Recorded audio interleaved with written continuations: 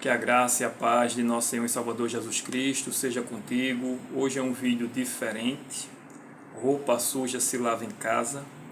Eu quero rebater um vídeo que foi feito por um desses canais que gostam de falar mal da igreja, da instituição, dizendo que não é necessário, na realidade, convidando você, a mensagem é essa, a abandonar a igreja adventista do sétimo dia, porque diz ele que não se pode mais adorar a Deus na igreja, porque está acontecendo muita coisa errada nos dias de culto. Generalizando, pegando fatos isolados como se fosse regra, toda a igreja adventista tivesse do jeito que ele fala em seus vídeos. Mas enfim, não vou citar o nome do canal, não vou citar o nome da pessoa, primeiro porque não é do meu feitio expor ninguém, diferentemente dele. Já entrei em contato com essa pessoa algumas vezes, debati com ele no WhatsApp, e não vou colocar, certo, a imagem dele, nem falar o nome do canal, porque não é do meu feitio expor as pessoas, também para não dar ibope, e também para ninguém ficar pensando coisa errada dele, porque as pessoas são falhas. Ele está com a visão errada, e é orar para que Deus ilumine a mente dele, e ele retroceda desse caminho que ele está seguindo, que é um caminho muito perigoso, está seguindo para o lado do legalismo, do fanatismo.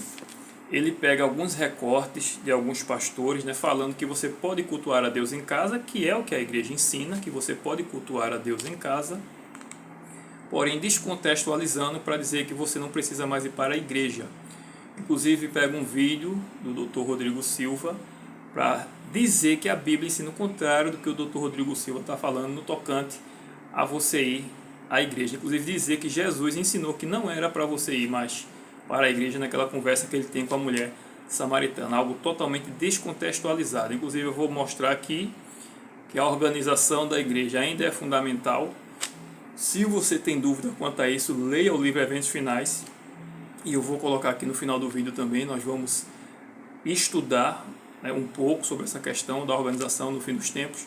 Vamos mostrar passagens aqui bíblicas, vamos mostrar também passagens do livro Eventos Finais.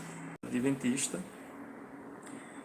O pastor explicando na época da pandemia a questão de você cultuar a Deus em casa. Veja o que está escrito aí. Diante desse cenário sem precedentes, que muitos crentes aguardavam apenas para o período da grande tribulação, as perguntas que não querem calar são: o cristianismo sobreviverá sem as igrejas? Os crentes podem manter-se fiéis sem a comunhão com os irmãos? Como acontecerá a evangelização? Como deveremos cumprir a administração das ordenanças bíblicas de agora em diante? Lembrando que isso aqui foi na época da pandemia, as igrejas estavam fechadas, Os irmãos não estavam podendo visitar um ao outro. Aí vem a resposta abaixo, aqui no segundo parágrafo. Isso aí sublinhado aí de rosa, acho que é rosa essa cor, foi ele que sublinhou. Essa parte de vermelho embaixo, fui eu que sublinhei, porque não leu essa parte, mas eu vou ler aqui. Então veja, a resposta à primeira pergunta é sim. O cristianismo pode sobreviver sem templos. Aliás, durante seus primeiros séculos, os cristãos não tiveram locais de culto público. Lembrando que durante os primeiros séculos ocorria uma grande perseguição, primeiramente dos próprios judeus, que não aceitaram, e depois do Império Romano, ou juntamente com o Império Romano. Então os cristãos não tinham realmente um templo, um lugar de culto, mas ele tinha a organização como era pelos apóstolos, A gente vê ali no livro de Atos, outras passagens também sobre Coríntios e Efésios, que não vai dar para explanar aqui. Mas seguindo adiante ele fala, durante as perseguições que a igreja enfrentou ao longo da história, cristãos fiéis à Bíblia congregavam escondidos em catatumbas, cavernas e casas. Mesmo sem poder adorar com as portas abertas e sem formar grandes congregações, os cristãos sobreviveram, cresceram e prosperaram. A grande diferença desses cristãos para os cristãos de hoje, principalmente os desigrejados, é a questão exatamente da união do Espírito Santo. Aquela unidade almejada por Cristo, por Paulo, eles tinham, independentemente se eram perseguidos ou se não eram. E aí eu sublinhei essa questão aí de, apesar de não poderem congregar, porque o contexto é esse, eles não podiam congregar, as portas das igrejas estavam fechadas e nem podiam visitar um ao outro. As pessoas não puderam sair de casa, aquele famoso hashtag Fica em Casa. Agora nós vamos para o texto de Hebreus 10, 25, no qual ele tenta dizer, ele tenta mostrar outra coisa em Hebreus 10, 25, que aquele texto não diz que era para congregar na igreja, certo? Vamos aqui para a Bíblia. Essa Bíblia aqui é revista Almeida e atualizada, mas depois eu vou para outras versões. Está lá no final, né? Hebreus, capítulo 10, verso 25. Aqui diz assim, né? Nessa Almeida: não deixemos de congregar-nos, como é costume de alguns. Antes façamos admoestações, e tanto mais quanto vedes que o dia se aproxima. Aqui está escrito o quê? Não deixemos de congregar-nos. Aí é o seguinte, aí a gente vai buscar em outras versões, certo? Inclusive eu busquei no grego, né, a palavra original. Ficou de lado aqui, eu estou fazendo pelo celular, então às vezes eu me atrapalho, certo? O celular não ajuda. Vamos ver se eu consigo aqui ser o mais rápido possível para o vídeo também não ficar muito longo. Mas também se o vídeo ficar longo não importa. O importante é que você aprenda. Tá aqui, ó, Hebreus 10, 25 em grego. Eu já havia procurado e aí chegou. Bíblia interlinear, Hebreus 10, 25. Agora ficou boa a posição. Deixa eu abrir aqui a página. Vamos lá aqui, ó. Bíblia interlinear, certo? Hebreus 10, 25. Olha como está em outras versões. Aqui é em inglês, aqui é em grego, né? Essa primeira parte. Agora em inglês, forsaken, deixar ou esquecer. Não esquecemos de assembling together, né? Nos congregar juntos, assembleia.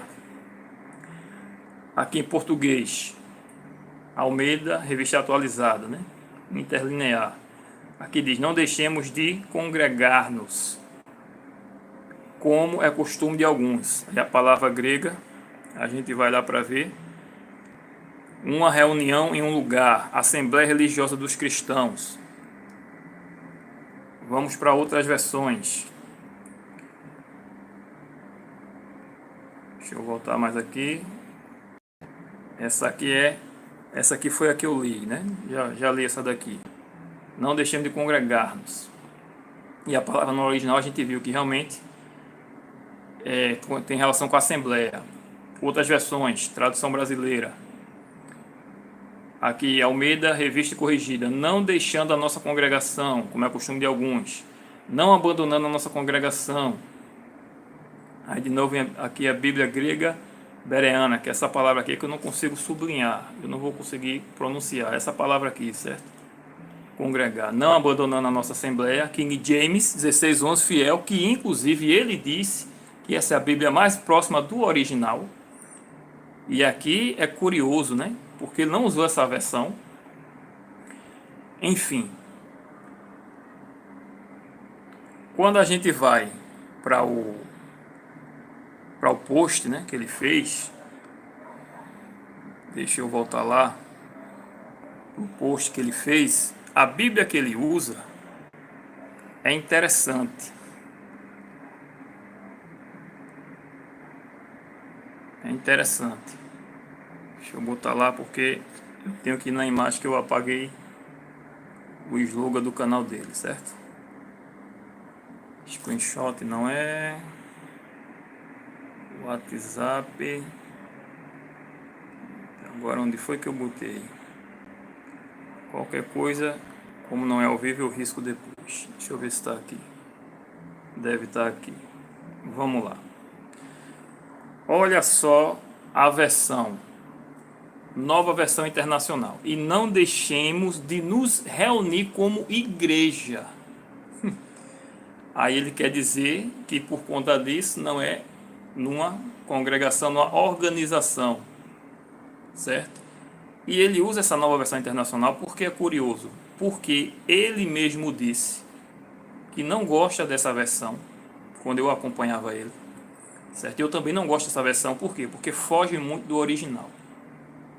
Mas ele usou essa versão para dizer que a Bíblia não está falando em se reunir realmente em edifício, em templo. É muito interessante essa questão. Agora no vídeo, para você ver a contradição, né? Como ele é contraditório. Agora no vídeo do Dr. Rodrigo Silva, deixa eu colocar aqui o vídeo, e você vai ver que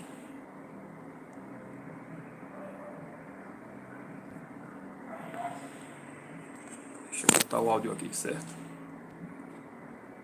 Agora. Sei que a igreja não salva, mas aquele que salva manda eu ficar na igreja. Esse preâmbulo aqui ele é necessário porque o tempo pede esse tipo de discurso. Há muitas pessoas hoje que estão achando que a igreja é um detalhe, uma coisinha besta. Não é. Quem fundou a igreja... Eu sei que a igreja não salva, mas aquele que salva manda eu ficar na igreja. Esse preâmbulo aqui ele é necessário porque o tempo pede esse tipo de discurso. Há muitas pessoas hoje que estão achando que a igreja é um detalhe, uma coisinha besta. Não é. Quem fundou a igreja foi Jesus. Você está querendo saber que é mais do que ele? E mais um detalhe, já que você fala tanto na internet de aceitação, de evitar as fobias, por que você não... Até aqui tá bom, veja. Ele disse que a Bíblia ensina o contrário que o Rodrigo Silva ensina. Que Jesus não ensinou aí a igreja. Um detalhe interessante é que aqui Rodrigo Silva, eu vi esse sermão completo, isso foi na época da pandemia também, e estava na semana de oração sobre o Apocalipse. E Rodrigo Silva, o foco dele aqui foi exatamente com os desigrejados, e ele não estava ensinando que você não pode adorar em casa, não é isso, ele estava falando do quão é essencial a igreja também, para você se unir com os irmãos, e ele mostrando também, ele vai relatar no vídeo, né, que quando eu digo que eu não vou para a igreja, que eu não preciso da igreja, eu estou dizendo que eu sou melhor que eles. E realmente, de fato, quando a pessoa deixa de ir para a igreja, quando a pessoa é um desigrejado, ele realmente está se achando melhor que as pessoas que lá estão. E aí o rapaz disse que a Bíblia ensina o contrário que Rodrigo Silva está ensinando. E o Espírito de Profecia ensina o contrário, ou seja, que não é para ir para a igreja. Absurdo. Vamos ver aqui agora o texto, um dos textos mais absurdos que ele usou, veja.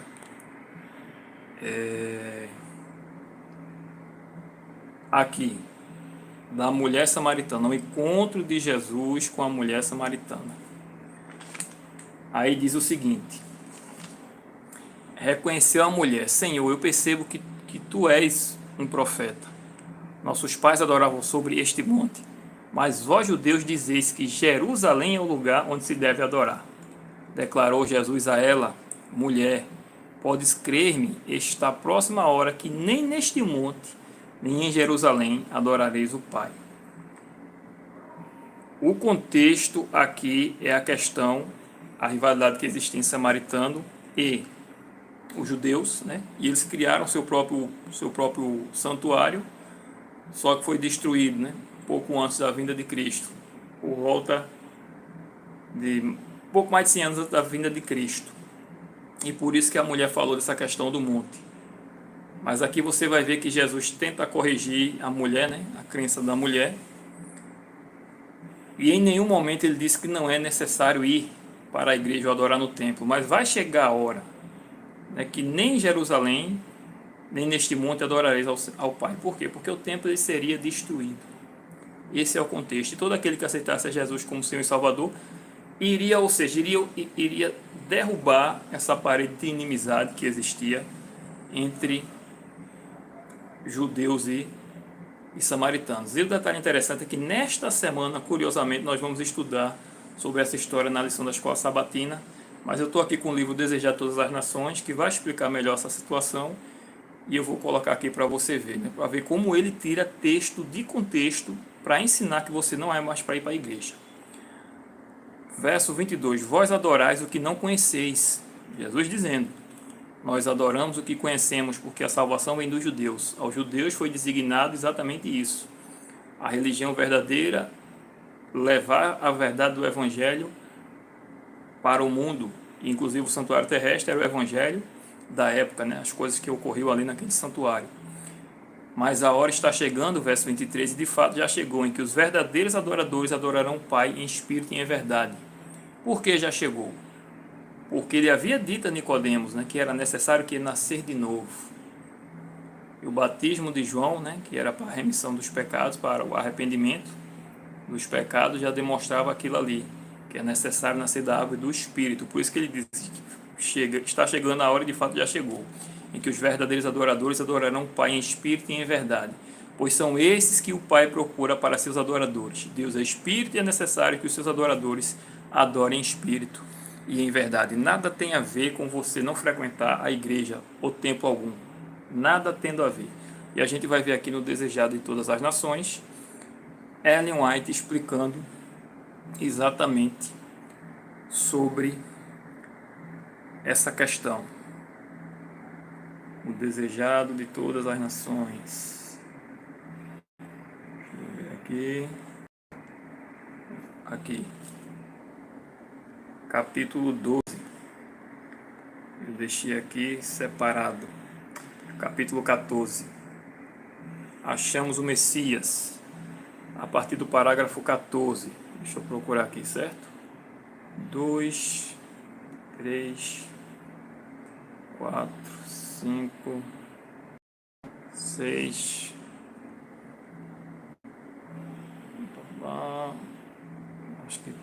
Deixa eu ver aqui, viu? Acho que eu errei. Deixa eu procurar aqui no livro. É o capítulo 19. Junto ao poço de Jacó. Capítulo 19. Vamos ver se o celular ajuda, né? Tá tremendo aqui a tela. Não tá ajudando o celular, mas vamos lá. Fé em Deus a gente acha. 2, 3, 4. Tendo o parágrafo 14. Vamos ver o objetivo dessa conversa de Jesus, né? Aqui. Vamos ver. Deixa eu ver aqui no livro, certo? E depois eu volto para a tela. Aqui no livro. Pronto. Aqui, pacientemente. Vamos lá. Vamos acompanhar o contexto. Se é para não ir mais para a igreja. Pacientemente, Jesus permitiu que ela dirigisse a conversa à sua vontade. Espreitava, entretanto, o ensejo de fazer penetrar-lhe a verdade no coração. Nossos pais adoraram neste monte, disse ela, e vós dizeis que é em Jerusalém o lugar onde se deve adorar. Achava-se mesmo à vista o monte Gerizim. Seu templo estava demolido, e só o altar restava. O lugar de culto havia sido motivo de rivalidade entre judeus e samaritanos. Está aqui o contexto. Alguns dos ancestrais dos últimos pertenceram outrora a Israel. Devido a seus pecados, porém, o Senhor permitira que fossem subjugados por uma nação idólatra. Durante muitas gerações haviam estado misturados com adoradores de ídolos, cuja religião lhes contaminara gradualmente a sua. Verdade é que afirmavam que seus ídolos se destinavam apenas a lembrar-lhes o Deus vivo, o soberano do universo. Não obstante, o povo era levado a reverenciar as imagens de escultura. Agora vamos aqui ao objetivo de Cristo.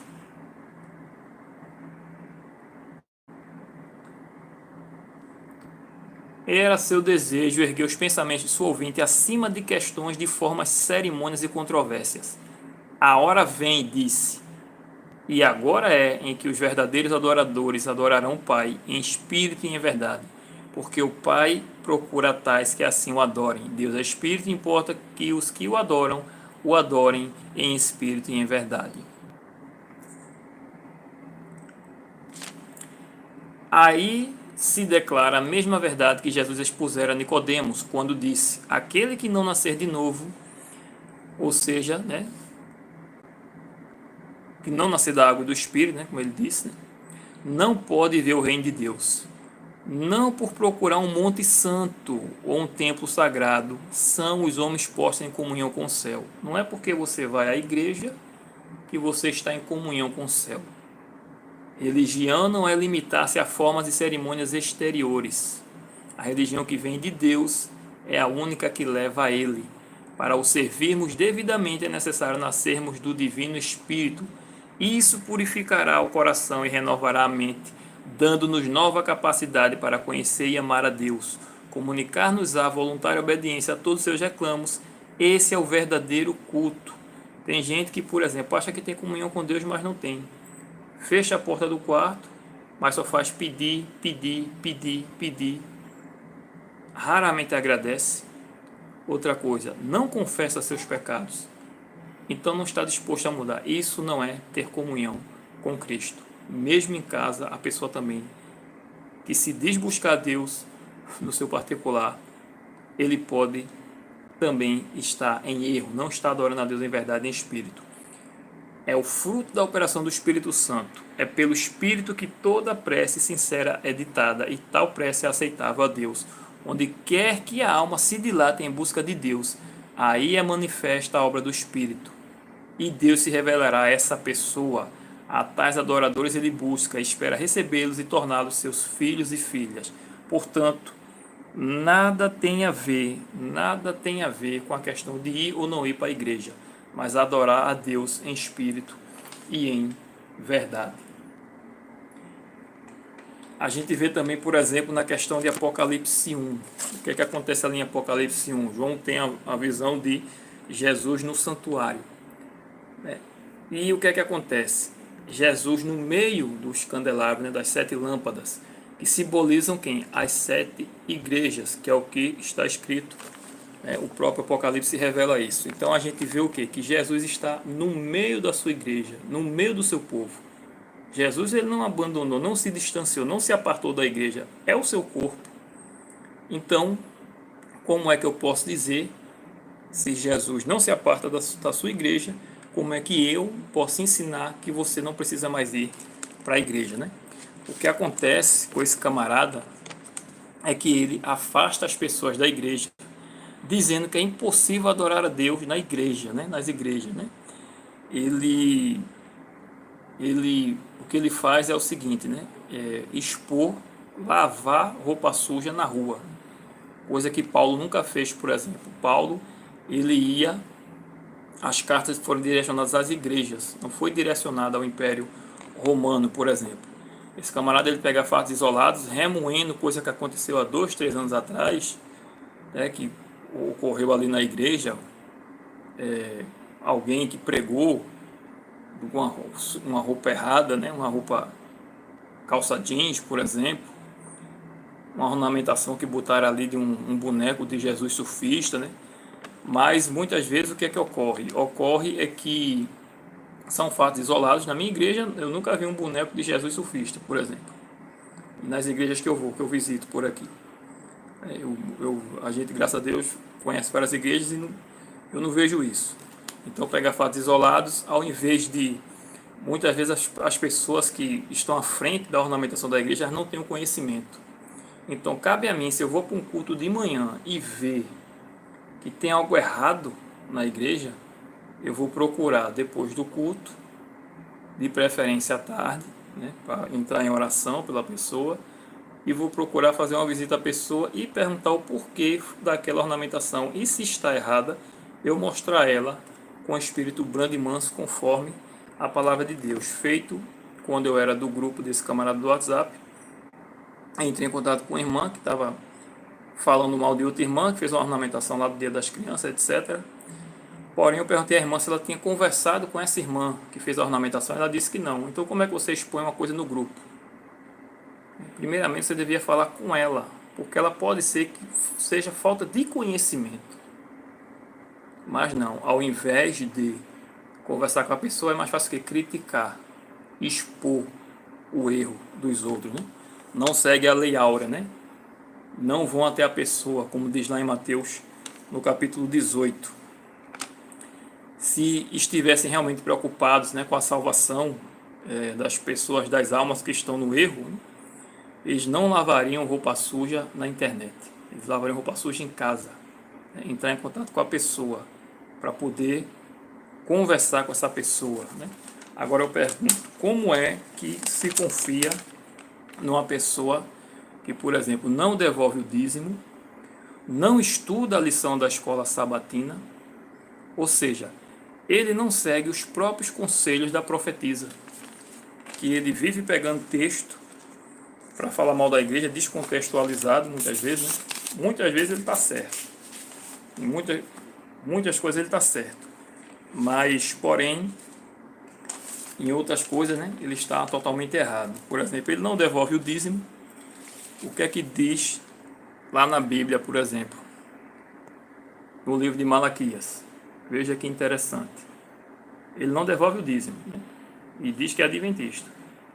Não devolve o dízimo, não estuda a lição da escola sabatina, que a profetisa do Senhor diz que é o coração da igreja. Ele não estuda. Como é que eu vou confiar numa pessoa dessa? Malaquias 3.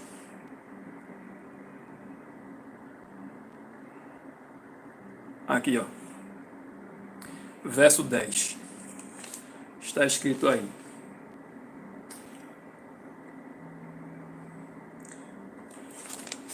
trazei todos os dízimos à casa do tesouro, para que haja mantimento na minha casa.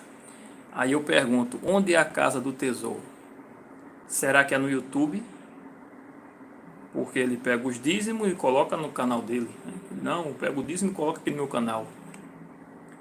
As pessoas, ao ver, a supor que ele provavelmente esteja pregando o evangelho verdadeiro, né? Que não vão a fundo realmente estudar, né? E vão pela simpatia, vão devolver o dízimo na instituição, né? Não vão confiando que nele. Porém, o que é que a Bíblia fala? Trazei todos os dízimos à casa do tesouro, para que haja mantimento na minha casa. Será que a minha casa aí que Deus está falando é a minha casa aqui que eu moro? Quer dizer, eu prego o evangelho, então eu vou pegar o dízimo e vou reter para mim.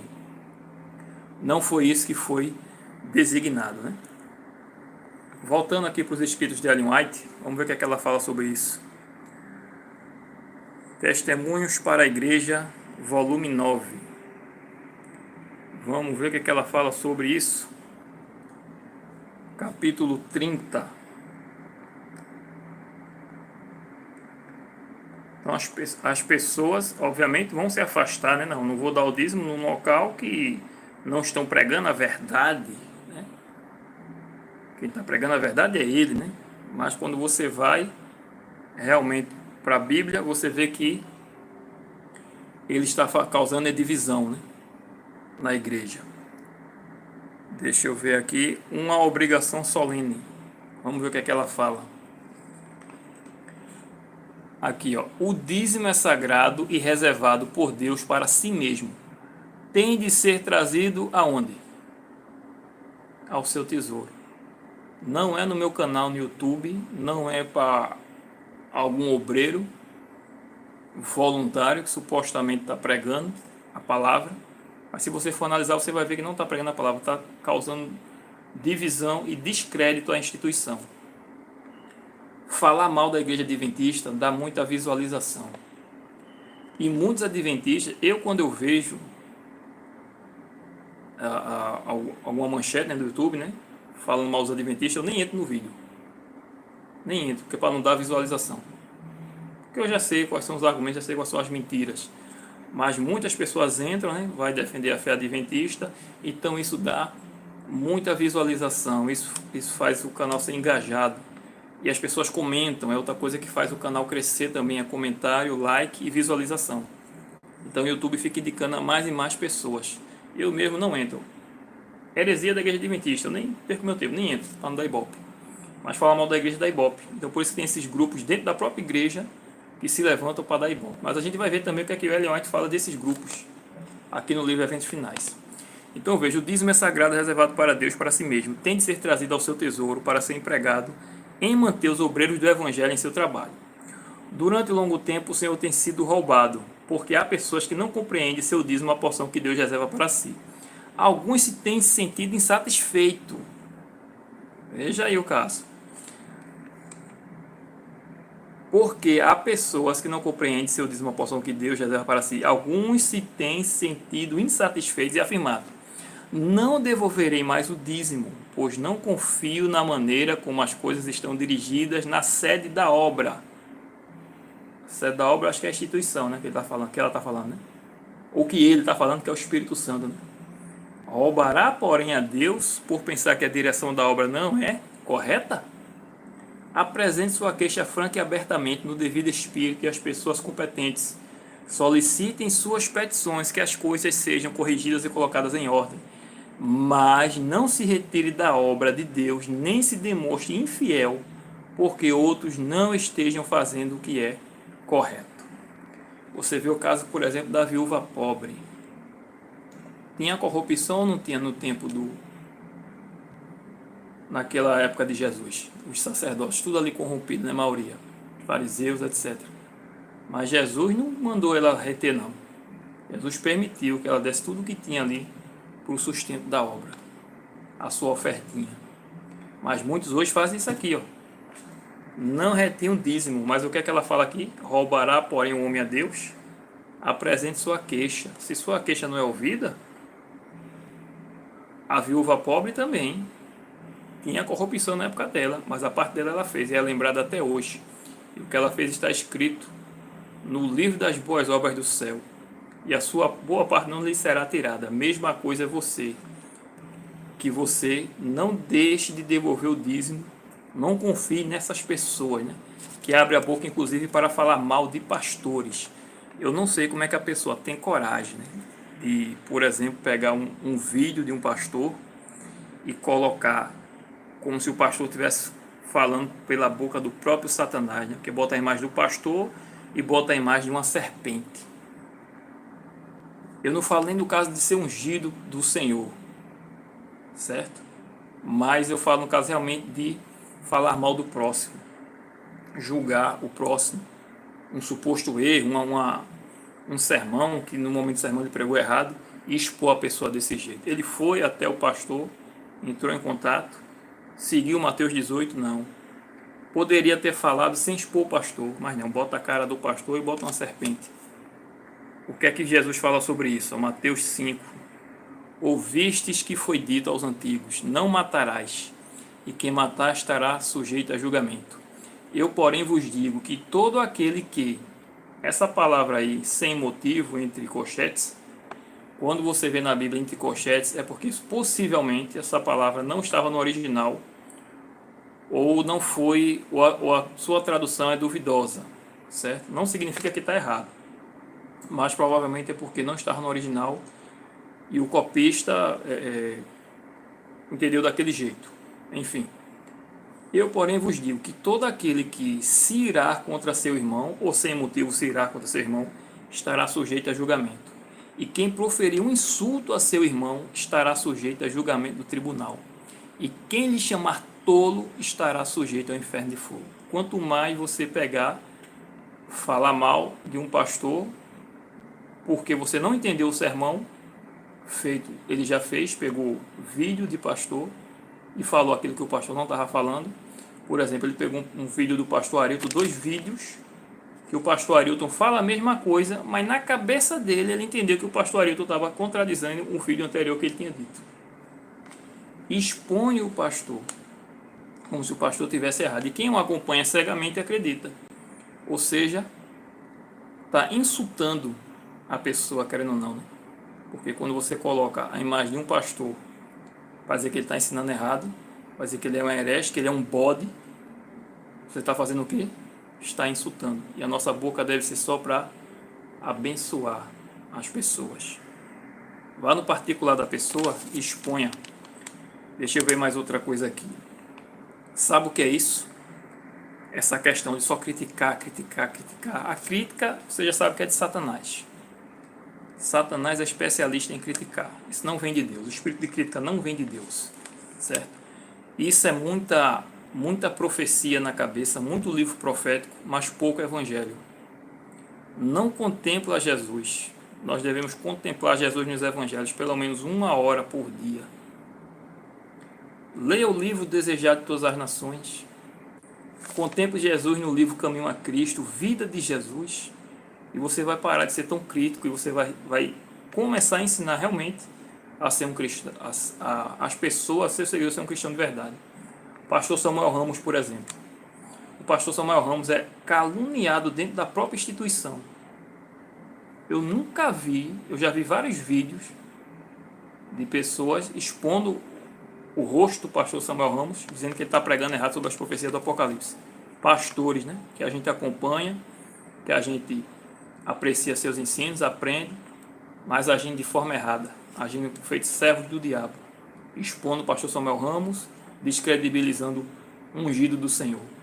Ungidos do Senhor, descredibilizando um outro ungido do Senhor. Mas eu nunca vi o pastor Samuel Ramos fazer um vídeo sequer contra ninguém. Contra nenhum desses pastores. Ele diz que não tem tempo para isso, ele prega o Evangelho. Ele, o meu tempo que eu tenho para pregar o Evangelho, não é para rebater ninguém.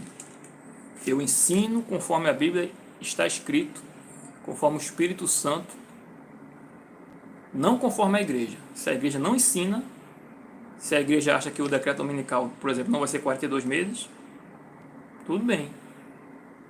Mas eu não vou ficar expondo ninguém, nem rebater ninguém, porque eu tenho que fazer o que Jesus me mandou, que é pregar o Evangelho. Então nós devemos aprender com esse homem de Deus, pastor Samuel Ramos. Com ele eu aprendi muito. E ainda aprendo. E gosto muito de assistir os seus vídeos, seus sermões, e você vê ali realmente a unção do Espírito, e você vê ali realmente alguém que tem paixão, amor por Jesus Cristo. Ele fala com muito amor da pessoa de Jesus. Outra coisa também é que esse camarada, ele só fala gritando.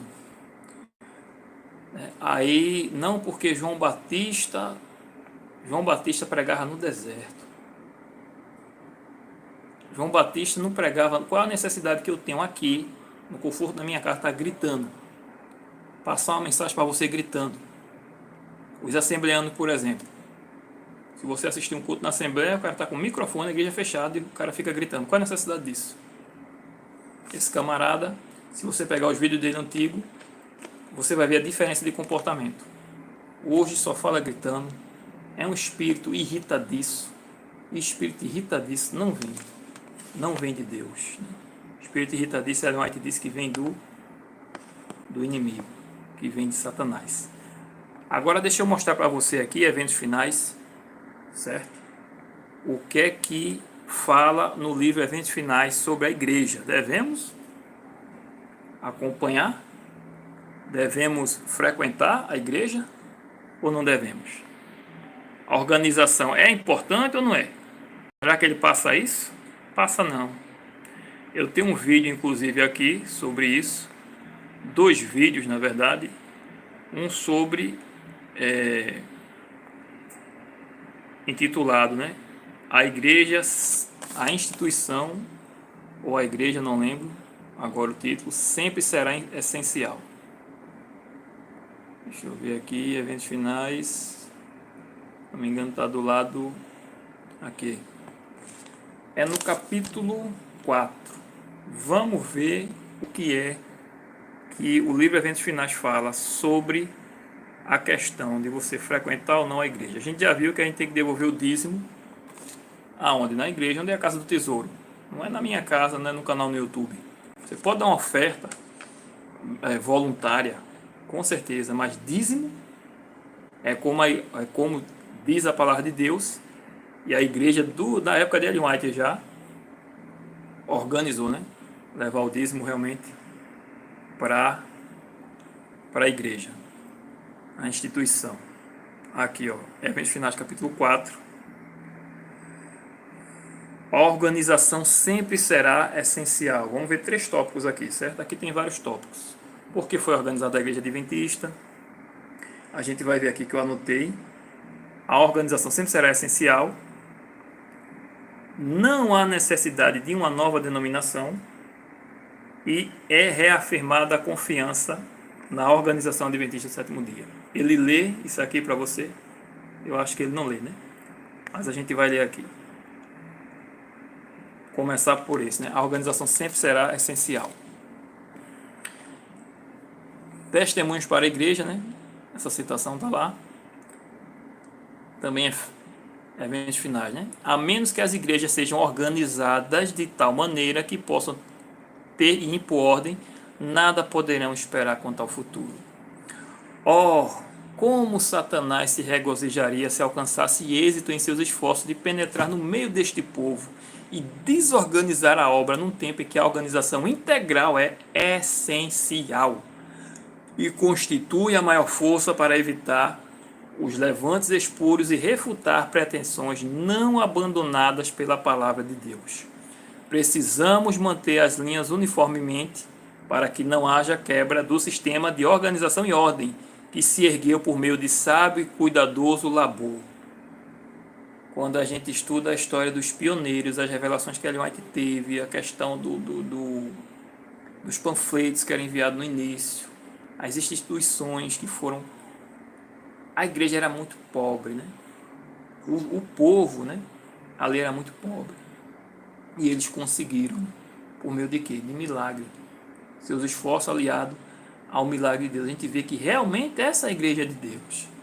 Inclusive por suas doutrinas, né? As pessoas são falhas, estão ensinando errado. Mas Ellen White diz aqui, né? A organização sempre será essencial. Lembremos que existe o joio e o trigo. Dentro da igreja vai existir até o fim. Por quê? Porque o joio que está ali, o trigo tem que ser lapidado do seu caráter e aprender a amar as pessoas como elas são. A organização integral é essencial, já li, precisamos manter uniformemente. Não se deve dar autonomia a elementos desordeiros que desejem controlar a obra neste tempo. Por isso que a organização é fundamental. Alguns têm apresentado a ideia de que ao aproximarmos-nos do fim do tempo, cada filho de Deus agirá independentemente de qualquer organização religiosa. Mas fui instruída pelo Senhor de que nesta obra não há isso de cada qual ser independente. À medida que nos aproximarmos da crise final, em vez de achar que há menos necessidade de ordem e harmonia e ação, devemos ser mais sistemáticos do que temos sido agora. Então, repetindo, ela diz aqui acima, né, que a organização sempre será essencial. E aqui diz, né, alguns têm apresentado a ideia de que ao aproximarmos do fim do tempo, cada filho de Deus agirá independentemente de qualquer organização religiosa. Mas fui instruída pelo Senhor de que nesta obra não há isso de cada qual ser independente. Agora nós vamos ver outro tópico. Capítulo 4 ainda, né? Dessa vez, a gente já viu, né? A organização sempre será essencial. Outro tópico agora, não há necessidade de uma nova denominação. Vamos lá. Existem movimentos, né, voluntários, certo? Mas outra organização não há necessidade. Tomar as passagens dos testemunhos, olha aí, tomar as passagens do Espírito de Profecia, que falam do fim do tempo, da graça, da sacudidura do povo de Deus, e falar da saída dentre esse povo de um outro povo mais puro, santo que surgirá. Vários movimentos, né, foram criados aí, se dizendo ser da reforma, por exemplo. Ora, tudo isso agrada a quem? Ao inimigo. Aceitassem muitos os pontos de vista que avançai e falassem agisse baseados nisso, e veríamos uma das maiores exibições de fanatismo jamais testemunhadas entre os adventistas do sétimo dia. Isso é o que Satanás quer. Por isso eu digo, esse camarada precisa abrir os olhos enquanto é tempo, porque ele está beirando exatamente o lado do legalismo e do fanatismo. E agora veja o que está escrito aqui. E veja o que está escrito aqui. O Senhor não vos deu uma mensagem para chamar os adventistas do sétimo dia Babilônia. E o que mais? E chamar o povo de Deus a sair dela. O que é que acontece? Está impossível de frequentar a igreja hoje, de adorar o Senhor hoje. Você pode adorar no campo, na sua casa, no sítio, você não precisa mais ir para a igreja. Ou seja, abandona a instituição. O que ela diz aqui? O Senhor não vos deu uma mensagem para chamar os adventistas do sétimo dia Babilônia e chamar o povo de Deus a sair dela. Todas as razões que possas apresentar não podem, quanto a mim, ter peso nesse assunto, porque o Senhor me deu decisivo esclarecimento em oposição a tal mensagem. Sei que o Senhor ama a sua igreja. Ela não deve ser desorganizada ou esfacelada em átomos independentes. Aqui fala de quê? Não é do povo da instituição. Do povo ela chama aqui em cima. E chamar o povo de Deus a sair dela. E aqui ela fala. Sei que o Senhor ama a sua igreja. Ela não deve ser desorganizada ou esfacelada em átomos independentes. Não há nisto a mínima coerência, não existe a mínima evidência de que tal coisa venha a se dar. Digo-vos, meus irmãos, que o Senhor tem um corpo organizado, por cujo intermédio ele irá operar. Quando alguém se afasta do corpo organizado do povo que observa os mandamentos de Deus, quando começa a pesar a igreja em suas balanças humanas e a acusá-la, podeis saber que Deus não está dirigindo. Ele se encontra no caminho errado. O que é que esse camarada faz? Pesa a igreja na sua balança. E aqui diz o quê? Sabeis que Deus não o está dirigindo. Abra seus olhos, meu irmão. Você que acompanha esses canais,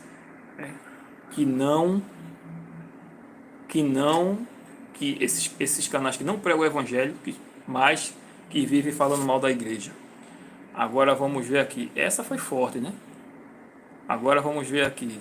É reafirmada a confiança na organização adventista do sétimo dia. Não podemos desviar-nos agora do fundamento estabelecido por Deus. Não podemos agora entrar em nenhuma nova organização, pois isto significaria apostasia da verdade. Sou instruída a dizer aos adventistas do sétimo dia em todo o mundo: Deus chamou-nos como um povo para sermos-lhe particular tesouro. Ele designou que sua igreja na terra esteja perfeitamente unida no espírito e conselho do Senhor dos Exércitos até o fim do tempo. Por vezes, quando um pequeno grupo de homens, aos quais se acha confiada a direção geral da obra, tem procurado, em nome da Associação Geral, exercer planos imprudentes e restringir a obra de Deus, tenho dito que eu não poderia, por mais tempo, considerar a voz da Associação Geral, representada por esses poucos homens, como a voz de Deus. Mas isto não equivale a dizer que as decisões de uma associação geral composta de uma assembleia de homens representativos e devidamente designados de todas as partes do campo não deva ser respeitada. Deus ordenou que os representantes de sua igreja de todas as partes da terra, quando reunidos numa associação geral, devam ter autoridade. O erro que alguns estão em perigo de cometer é dar à opinião e ao juízo de um homem ou de um pequeno grupo de homens a plena medida de autoridade e influência que Deus revestiu sua igreja, no juízo e voz da associação geral, reunida para fazer planos para a prosperidade e avanço e aumento de sua obra. Ou seja, não é apenas um grupo, mas é o que é a associação geral. Não é um grupo, nem é um homem só. Deus investiu sua igreja de especial autoridade e poder, por cuja desconsideração e desprezo ninguém se pode justificar, pois aquele que assim procede despreza a voz de Deus. Sou animada e beneficiada a compreender o que o Deus de Israel ainda guia seu povo e continuará com eles até o fim. A igreja, a Bíblia e os escritos de Ellen White dizem por acaso o contrário, que não é mais para você frequentar a igreja? Obviamente que não. Então, meu irmão, tome cuidado. Tome cuidado com o que você está assistindo e acompanhando no YouTube. Curta esse vídeo, compartilhe esse vídeo, certo? A mostrar a verdade. Embora a igreja tenha defeito, homens defeituosos, certo? Tem gente errante ali, porque quer, de mau caráter? Tem. Mas cabe a nós fazermos a nossa parte para a obra de Deus seguir avante, buscar a unidade no Espírito, orar e saber que o joio e o trigo vão caminhar até o fim. Eu quero orar por você, orar, né, pela igreja. Pronto, oremos. Piedoso Deus e Pai que estás nos céus, louvado, engrandecido e exaltado seja o teu santo nome, Senhor. Não permita, meu Deus, que venhamos a ser enganados, Senhor, enredados por Satanás, Senhor. Pessoas, meu Deus, que são dedicadas, Senhor, a Ti, a fazer a obra, mas infelizmente, meu Deus, lhes falta o principal da lei, que é exatamente o espírito da lei. Ser tolerante, ser compreensivo, ser tolerante com os que erram, ser compreensivo, procurar se colocar no lugar da pessoa, procurar o diálogo, procurar orar pelaquela pessoa que está em erro, né? E não ficar criticando, julgando, expondo os erros, Senhor, da Tua igreja na internet. Meu Deus, que coisa horrorosa, Senhor. tem misericórdia dessa gente, tem misericórdia desse povo. Que milhares de pessoas, meu Deus, infelizmente estão sendo enredadas, Senhor, por esses ensinos que supostamente, porque muitas coisas que são pregadas nesses canais estão corretas, né?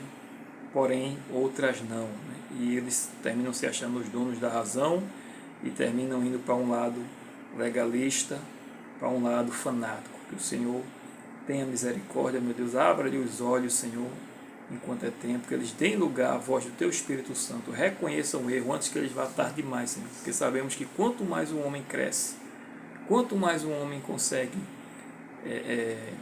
digamos assim, poder, riqueza ou visibilidade no YouTube, né, like, curtida, enfim, o orgulho vai aumentando, aumentando e chega no ponto que ele não quer mais voltar, não quer reconhecer seu erro, que não seja o caso desse camarada, meu Deus, que parece ser uma pessoa realmente dedicada ao teu serviço, mas que infelizmente está sendo usado pelo inimigo, Senhor, para trazer descrédito à tua igreja, à tua causa, né? A tua palavra diz, né? O povo remanescente, não surgirá outro povo remanescente, não surgirão, né, outros grupos, enfim. Tu sabes de todas as coisas, Senhor. Fica conosco, nos abençoa, batiza-nos com Teu Espírito Santo. Em nome de Jesus. Amém. Deus te abençoe e até o próximo vídeo. Em nome de Jesus. Amém.